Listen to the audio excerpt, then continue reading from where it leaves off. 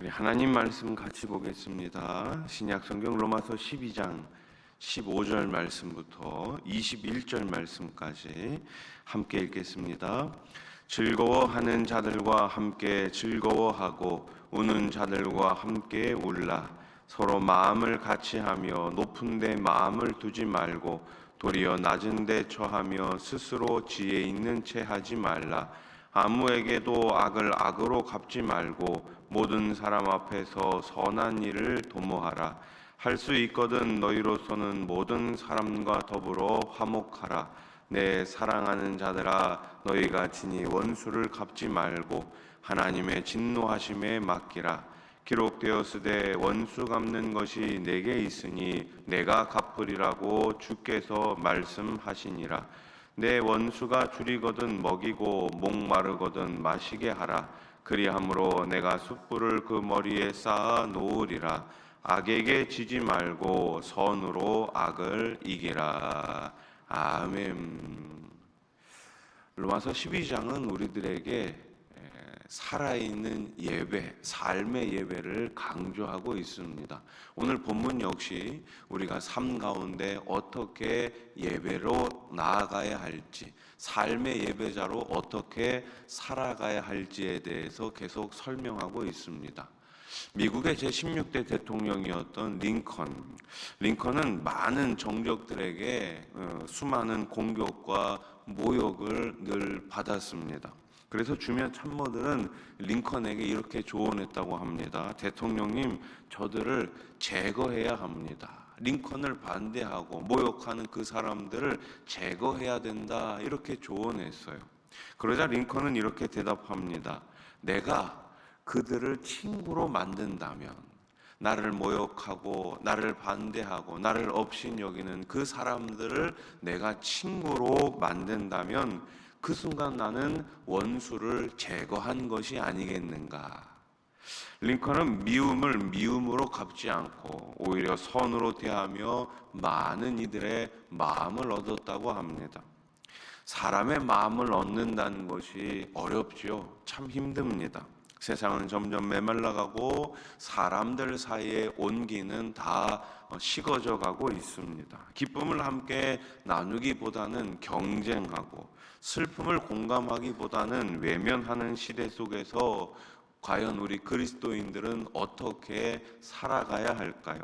바울은 오늘 본문에서 삶으로 드리는 예배가 바로 이웃과의 관계, 가족과의 관계에서 나타나야 한다고 말합니다. 특히 우리가 멀리하고 싶은 사람, 심지어 원수 같은 이웃까지도 그리스도의 사랑으로 어떻게 해요? 품어야 한다고 말씀합니다. 그러면 오늘 본문에서 우리가 기억해야 할 성도의, 참된 성도의 삶의 모습은 무엇일까요? 첫째로 성도는 우는 자들과 함께 울어야 합니다. 15절 말씀, 즐거워하는 자들과 함께 즐거워하고 우는 자들과 함께 울라. 아멘. 교회는 성령 안에서 한 몸이기에 서로의 감정에 무관심할 수 없습니다. 또한 높은 데 마음을 두지 말고 낮은 데 처하라는 말씀처럼 예수님께서는 낮은 자의 친구가 되셨습니다. 그렇듯이 우리도 늘 겸손히 우리의 만나는 모든 사람들에게 이 사랑을, 또 이 겸손을, 또 이 긍휼을 전해야 할 줄로 믿습니다. 둘째로 성도는 모든 사람과 화목을 힘쓰는 삶을 살아야 합니다. 어떻게 해서든지 화목하려고 힘을 써야 한다라는 거예요. 17절 말씀 보세요. 아무에게도 악을 악으로 갚지 말고 모든 사람 앞에서 선한 일을 도모하라. 아멘. 바울은 우리가 손해를 보더라도 가능한 한 화평을 이루라고 권면합니다. 다윗이 사울의 핍박 속에서도 원수를 치지 않고 하나님께 맡겼던 것처럼 우리는 원수 갚음을 하나님께 맡기는 그 믿음이 있어야 하는 거예요. 셋째로 성도는 화목을 위해 최선을 다해야 합니다. 따라해 보십시오. 화목을 위해 최선을 다합시다. 그래요. 화목을 위해 우리는 언제나 최선을 다해야 하는 거예요. 여러분, 우리가 화목하기 위해서 어떤 노력을 하고 있습니까? 그냥 이 세상 모든 사람들이 살아가는 방식대로 살아가는 것이 아니라 어떻게 해서든지 화목을 이루고 화평을 이루고 그 안에서 예수 그리스도의 사랑을 이루어 가시기를 우리 주님의 이름으로 축원합니다. 아멘. 원수 갚는 것 얘기를 좀 다시 하면요, 19절 말씀 우리 한번 같이 읽어봅시다. 19절 시작. 내 사랑하는 자들아, 너희가 친히 원수를 갚지 말고 하나님의 진노하심에 맡기라. 기록되었으되 원수 갚는 것이 내게 있으니 내가 갚으리라고 주께서 말씀하시니라. 아멘. 다윗은 사울의 핍박 속에서도 원수를 치지 않았어요. 사울과 원수가 한 게 아니겠습니까? 끊임없이 일평생 다윗을 따라다니면서 이 사울이 다윗을 죽이려고 했잖아요. 그럼에도 불구하고 원수 갚음을 하나님께 맡겼습니다. 억울함이 크지만 그 억울함보다 더 크신 내 삶을 인도하시는 그 하나님을 바라보았던 것이죠. 우리 교회 모든 성도님들이 우리에게 일어나는 일들을 다 하나님께 맡기고 하나님의 뜻 가운데 하나님의 선하신 그러한 열매를 계속해서 바라보실 수 있기를 소망합니다. 하나님만이 공의의 심판자이십니다. 사람은 아무래도 공의롭게 심판하려고 해도 뭐가 있어요? 감정이 있잖아요. 감정이 있기 때문에 공의롭다고 말하지만 정말 공의로운 사람은 이 세상에 존재하지 않아요. 그러나 분명한 사실은 우리 하나님은 공의의 하나님이신 줄로 믿습니다. 그러므로 우리는 오히려 원수가 줄이면 어떻게 해요? 먹이고 목마르면 마시게 해야 하는 거예요. 이것이 참된 사랑이며 하나님이 기뻐하시는 길입니다. 마지막으로 성도는 악을 선으로 이기는 삶을 살아야 합니다. 21절 말씀 같이 읽어봅시다. 시작. 악에게 지지 말고 선으로 악을 이기라. 아멘. 악에게 뭐 하지 말라고요? 지지 말라고요. 지지 말라고. 그 악을 선으로 이겨야 한다라는 것입니다. 악을 악으로 갚으면 악에 정복당하는 것이지만 선으로 갚으면 그때 우리는 그 악을 이길 수가 있는 거예요. 이것은 바로 예수님의 십자가 길이었습니다.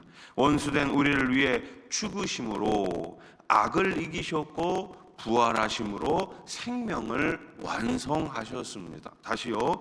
우리를 위해 죽으심으로 악을 이기셨고 부활하심으로 생명을 이루신 거예요. 여러분, 삶으로 드리는 예배는 단순한 찬송과 기도뿐만이 아니라 원수까지 품는 그 사랑의 실천을 의미합니다.